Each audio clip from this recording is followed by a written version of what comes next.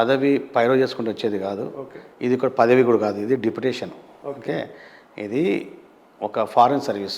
Okay. అంటే ఇక్కడ నుంచి సేమ్ శాలరీ, సేమ్ ఇక్కడ ప్రమోషన్ కాదు, ఏం కాదు, సేమ్ శాలరీ. మిమ్మల్ని ఎందుకు పరిగణలోకి తీసుకున్నారు అంటే ఇప్పుడు ప్రపంచం గుర్తిస్తుంది కదా. ఇప్పుడు ఎట్లుంటుంది అంటే, ఇట్లా నాకు అవార్డు ఎందుకు వచ్చింది? అవును సార్. చాలా మందికి ఉన్నారు కదా. అవును. మోక్షగుండ విశ్వరాడు మన ఇంజనీరింగ్ ఎవరికి రాలేదు, అవును అవును సార్. మరి ఒక్కరికి వచ్చింది. అట్లా గుర్తిస్తారు కదా. ఇప్పుడు సో పైరవి ఏం లేదా సార్? మీ పదవి వెనుక ఎలాంటి పైరవి లేదు?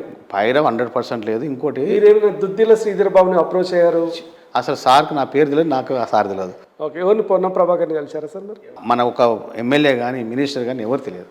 ఓకే. సో దాని గురించి వెరీ తక్కువ మాట్లాడదు మంచి. ఎందుకంటే సార్ ఇంటెలిజెన్స్ రిపోర్ట్స్ ఉండయా? 100% ఎవరు ఎట్లా అని తెలియదా? అవును సార్. బీసీ రామచంద్ర సార్ ఎలాంటి పైరవి చేయలేడు. వైస్ ఛాన్సలర్ పోస్టులప్పుడు కూడా సార్ చాలా ఇంటెలిజెన్స్ రిపోర్ట్స్ తీసుకుంటున్నారు. ఓకే. సో ఎవరు మంచి ఎవరు చెడు అనేది మనం మన నాలుగు గోడల మధ్యలో కాదు, ప్రపంచం అనుకుంటుంది.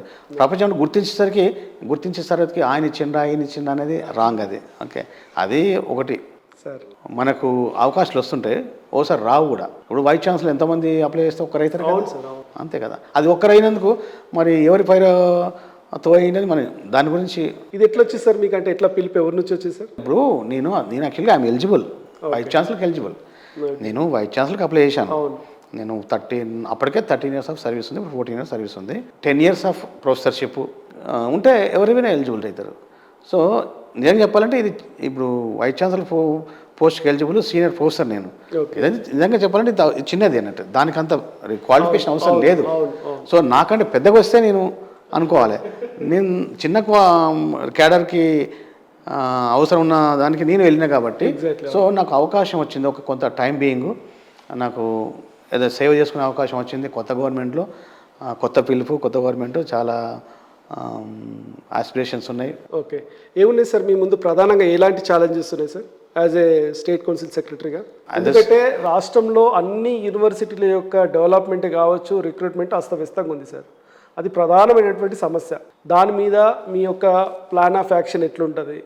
ప్లస్ అన్ఎంప్లాయ్మెంట్, రైట్, స్టూడెంట్ అంటే జాబ్ ఓరియంటెడ్ ప్రోగ్రామ్స్, ఇవన్నీ చాలా ఉన్నాయి సార్ ఛాలెంజెస్. ఎందుకంటే వచ్చిన తెలంగాణలో 9.5 సంవత్సరాలు జరిగింది శూన్యం అని బయట అంటున్నారు. వాస్తవానికి రోడ్లు ఎక్కుతుంటే కూడా అదే ఉంది.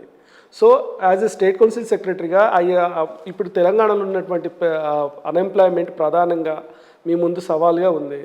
At the same time job oriented కోర్సులు లేవు. ఏ డిఎల్లో ఏ గవర్నమెంట్ మండల స్థాయి డిగ్రీ కాలేజీలకు వెళ్ళినా అక్కడ అధ్యాపకులు లేరు. యూనివర్సిటీలలో రిక్రూట్మెంట్ లేదు. 30% పడిపోయింది అవుట్ ఆఫ్ 100 నుంచి. యూనివర్సిటీలో నూతనంగా డెవలప్మెంట్ కావాల్సినటువంటి ఇన్ఫ్రాస్ట్రక్చర్ కూడా లేదు సార్. అంటే రీసెర్చ్ కావాల్సినటువంటి ఇన్ఫ్రాస్ట్రక్చర్ కూడా లేదు. ఇవన్నీ మీ ముందు ఛాలెంజ్ ఉన్నాయి కదా సార్. వీటిని ఎట్లా మీరు ముందు తీసుకెళ్లాలనుకుంటున్నారు? ప్రధానంగా మీరు దేని మీద ఎక్కువ ఫోకస్? ఇప్పుడు మా Telangana state council of higher education మాకు ఒక లిమిటేషన్స్ ఉంటాయి. మేము డిసిషన్ మేకింగ్ బాడీ కాదు. బట్ మీరు చూస్తున్నారు, మీరు ప్రజల అంటే యూనివర్సిటీకి గవర్నమెంట్ మధ్యన మీరే ఉన్నాము. అయితే ఏంటంటే ఇక్కడ మీరు చాలాసార్లు చూస్తూనే ఉన్నారు, గవర్నమెంట్ ఫామ్ అయిన కానుండి ఇప్పటికీ గౌరవ ముఖ్యమంత్రి గారు చాలా రివ్యూలు పెట్టారు ఎడ్యుకేషన్ మీద. నిన్న కూడా పెట్టారు. సో ఇప్పటికి దాదాపు 5-6 సార్లు పెట్టారు నాకు తెలిసి. సో 5-6 సార్లు రివ్యూలో ఇప్పుడు ఏదైనా కూడా ఒక ప్లానింగ్ ఉంటుంది, టైం పడుతుంది. తర్వాత ఎలక్షన్స్ వచ్చాయి, పార్లమెంట్ ఎలక్షన్స్, అది కొంత టైం అయిపోయింది. సో డెఫినెట్గా చాలా పాజిటివ్ ఉన్నారు. జాబ్ క్యాలెండర్ ఇవ్వడానికి రెడీగా ఉన్నారు. మీరు ఆల్రెడీ డిక్లేర్ చేసా చెప్పారు సీఎం గారు, అసెంబ్లీలో దాన్ని డిక్లేర్ చేస్తా అని చెప్పారు. సో యూనివర్సిటీలో కూడా మేము రిక్రూట్మెంట్ చేయాలని కూడా మమ్మల్ని కూడా అడిగితే మేము డాటా ఇచ్చాము. ఏ యూనివర్సిటీలో ఎంత ఖాళీని ఇచ్చాము. చాలా పాజిటివ్ ఉన్నారు, చాలా కృతజ్ఞత ఉన్నారు.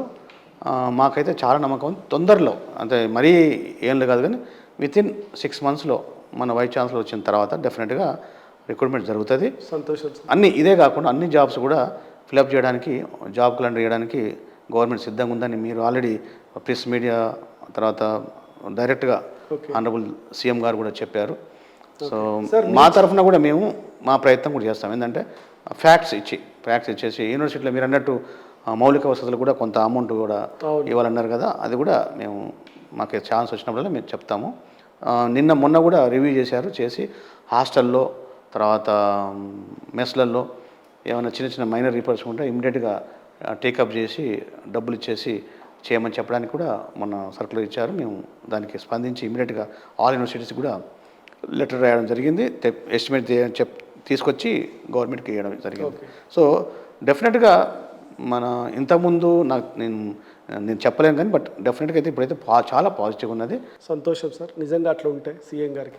చాలా పాజిటివ్. మీరు సార్ జాబ్ ఓరియంటెడ్ కోర్సులు మేము ప్రవేశపెడుతున్నామని ఒక వార్తలు కూడా వస్తున్నాయి. నిజంగా ఇప్పుడున్న ఎడ్యుకేషన్ సిస్టంలో అంటే అవుట్ ఆఫ్ 100కు 20-25% పీపుల్ స్టూడెంట్స్కి జాబ్స్ వచ్చే అవకాశాలు ఉన్నాయి.